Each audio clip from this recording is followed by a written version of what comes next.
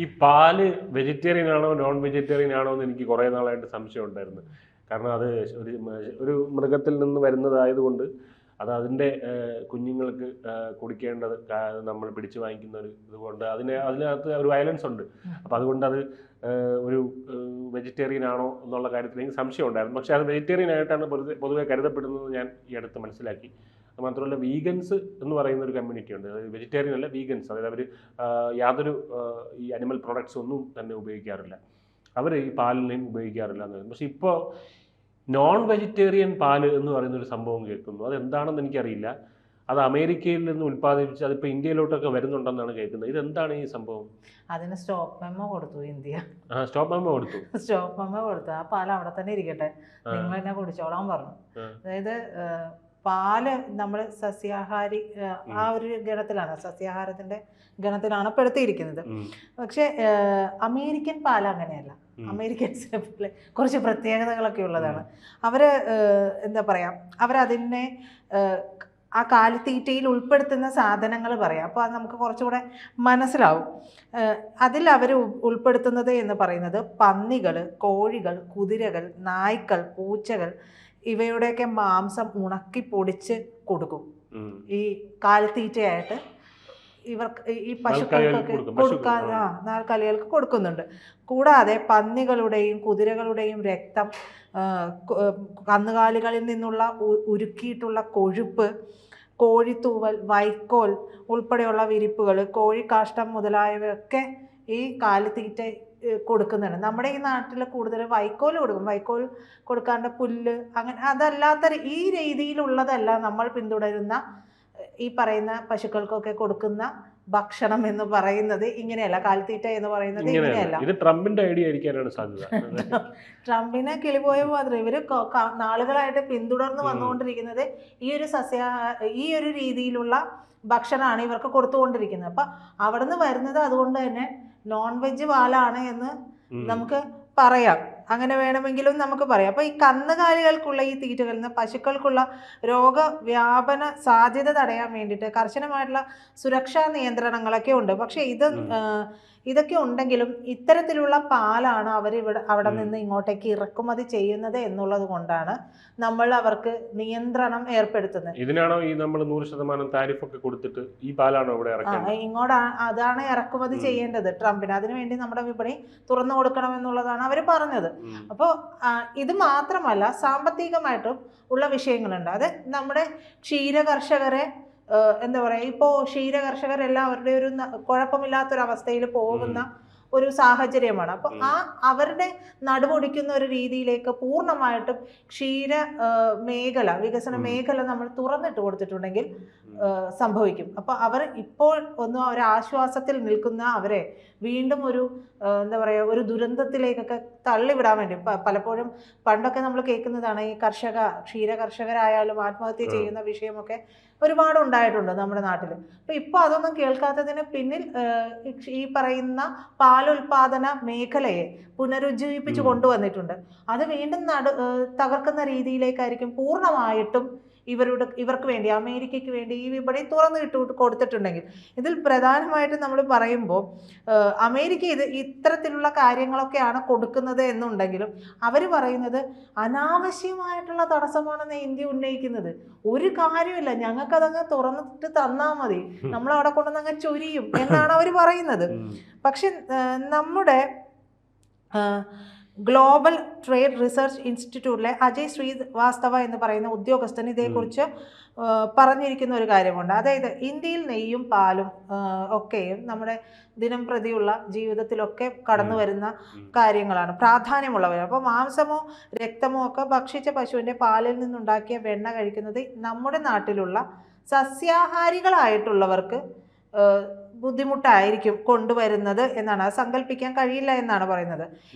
ഇതെല്ലാം മുൻനിർത്തിയാണ് നമ്മൾ അവർക്ക് നമ്മുടെ കാർഷിക മേഖലയും പാലുൽപാദനത്തിൻ്റെ ആ മേഖലയുമാണ് പൂർണ്ണമായിട്ടും താരിഫിൽ ഒരു അണുവിട നമ്മൾ വിട്ടുകൊടുക്കാതെ ഇപ്പോഴും ചർച്ചകൾ നടത്തിക്കൊണ്ടിരിക്കുന്ന ഒരു ഏരിയ എന്ന് പറയുന്നത്. ആ ഏരിയ തുറന്നിട്ട് കൊടുക്കാത്തത് കൊണ്ടാണ് അനാവശ്യ ചർച്ച എന്നൊക്കെ അമേരിക്ക ഇപ്പോൾ ഇത് പറയുന്നത്. അപ്പോൾ ഈ കാലിത്തീറ്റയിൽ മാംസാഹാരത്തിൻ്റെ മിശ്രിതം അടങ്ങിയിട്ടുണ്ടെങ്കിൽ അത്തരം പാക്കറ്റുകൾക്ക് പ്രത്യേകം ലേബലിംഗ് നൽകണമെന്ന് ഇന്ത്യയിൽ നിയമം അനുശാസിക്കുന്നുണ്ട്. ഇപ്പോൾ കാലിത്തീറ്റയിൽ ഈ പറയുന്ന മാംസം അടങ്ങിയിട്ടുണ്ടെങ്കിൽ പാക്കറ്റിൽ നോൺ വെജ് ലേബൽ നൽകണമെന്നാണ് 2021-22 food and safety and standards authority of India നിർദ്ദേശിച്ചിട്ടുള്ളത്. എന്നാൽ ഈ നീക്കം അപ്പോൾ തന്നെ അമേരിക്കൻ കമ്പനികളിൽ നിന്നും വ്യാപാര സംഘടനകളിൽ നിന്നുള്ള എതിർപ്പിന് കാരണമാവുകയും ചെയ്തിട്ടുണ്ട്. പാൽ പശുവിൻ്റെ ശരീരത്തിൽ ഉൽപ്പാദിപ്പിക്കുന്ന ഒന്നായതുകൊണ്ടും അത് തീറ്റയിൽ നിന്ന് നേരിട്ട് ഉണ്ടാവാത്ത ഒന്നായതുകൊണ്ടും സസ്യാഹാരമായി തന്നെ കണക്കാക്കണമെന്നാണ് അവർ പറഞ്ഞുകൊണ്ടിരിക്കുന്ന വാദം.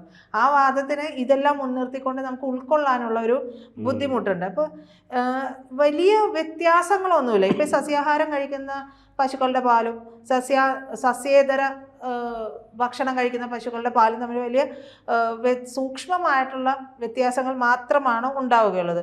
ആരോഗ്യത്തിലോ രുചിയിലോ ഒന്നും കാര്യമായ സ്വാധീനം ചെലുത്തുന്നുമില്ല. അതുകൊണ്ട് തന്നെ ഇവർക്ക് ഈ പറയുന്ന നമ്മൾ വാങ്ങുമ്പോൾ ഇത് നോൺ വെജ് പാലാണോ വെജ് പാലാണോ എന്നൊന്നും നമുക്ക് മനസ്സിലാക്കാൻ കഴിയില്ല. ഫാറ്റി ആസിഡ് പ്രൊഫൈല്, കാർണിറ്റൈൻ അളവ് അല്ലെങ്കിൽ മീനെണ്ണയുടെ അംശം പോലുള്ള ചില മാർക്കറുകളാണ് ഈ ലബോറട്ടറി പരിശോധനയിലൂടെ ഇതുവഴി നമുക്ക് കണ്ടെത്താൻ കഴിയുന്നത്.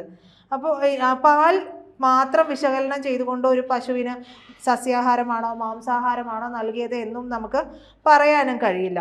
അപ്പോൾ ഈ വെജ് പാല് ഭക്ഷണം കൊടുക്കുന്നുണ്ടല്ലോ, ഈ വെജ് ഭക്ഷണം കൊടുക്കുന്നതിൻ്റെ പ്രധാന കാരണം ചെലവ് കുറവാണ് എന്നുള്ളതാണ്.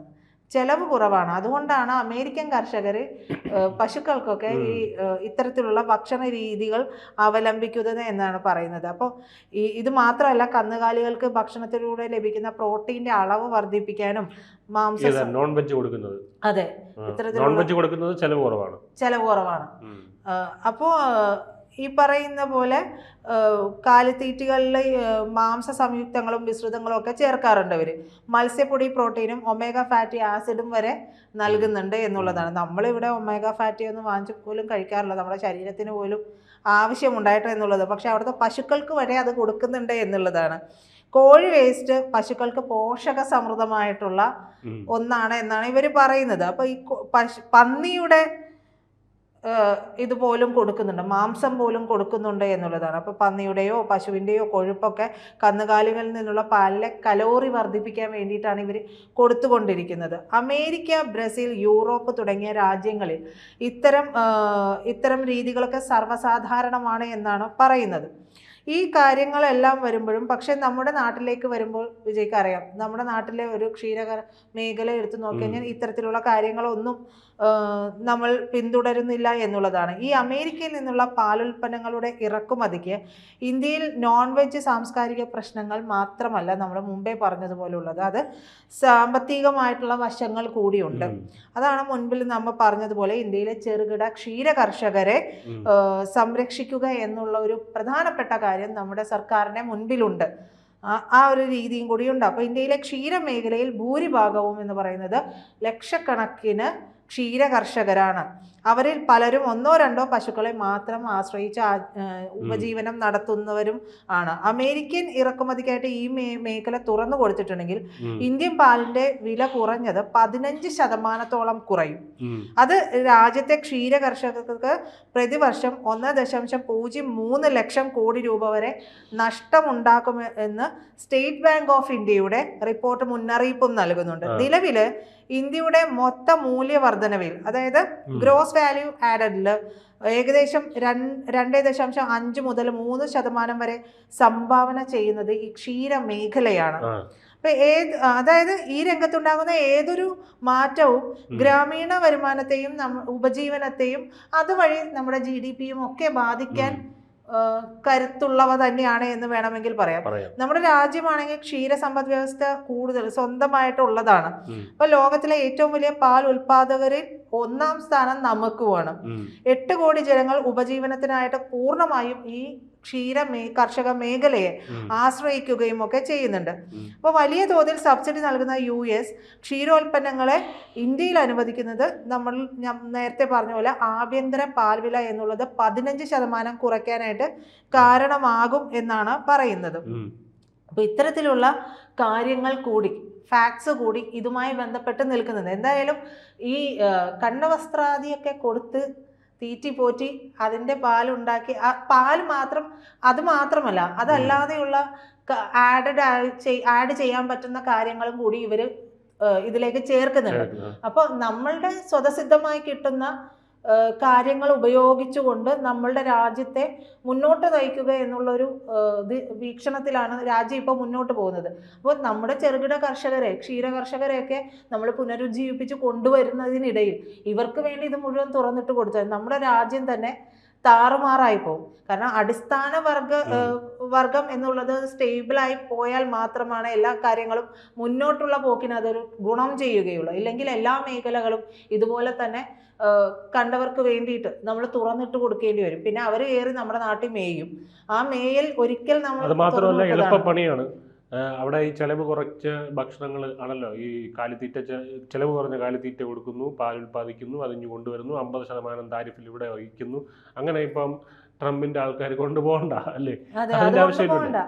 അതിലും ചർച്ച നടത്തിയപ്പോൾ ഇവർ പറഞ്ഞത് അവിടെ നിന്ന് ഇങ്ങോട്ടേക്ക് ഇറക്കുമതി ചെയ്യുന്നതിന്, US-ൽ നിന്ന് ഇന്ത്യയിലേക്ക് ഇറക്കുമതി ചെയ്യുന്നതിന് എന്താ പറയാ, അവർ പറയുന്നത് 7% നികുതി നമ്മൾ പറഞ്ഞു.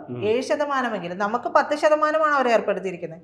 നമ്മുടെ അടുത്ത് പറഞ്ഞത് 7%. ഇനി അതും കുറക്കണമെന്നാണ് അവർ പറയുന്നത്. പക്ഷെ നമ്മളത് കുറയ്ക്കാനുള്ള സാധ്യത അവിടെ ഇപ്പൊ സംസാരിച്ച ഒരു ഡീലിലേക്ക് വരുമ്പോൾ പറയുന്നത് 10% എന്നുള്ളതിലേക്ക് എത്തുന്നുണ്ട്. പക്ഷെ അവിടെ നിന്ന്, അതായത് US-ൽ നിന്ന് ഇങ്ങോട്ടേക്ക് ഇന്ത്യയിലേക്ക് ഇറക്കുമതി ചെയ്യുമ്പോൾ അത് അവർക്ക് 10% പറ്റില്ല. അവർക്ക് 7%-ലും കുറവ് വേണമെന്നൊക്കെയാണ് അവർ പറയുന്നത്. നമ്മളത് 8-ലേക്ക് എത്തിക്കാനുള്ള ശ്രമത്തിലാണ് ഇന്ത്യ മുന്നോട്ട് പോകുന്നത്.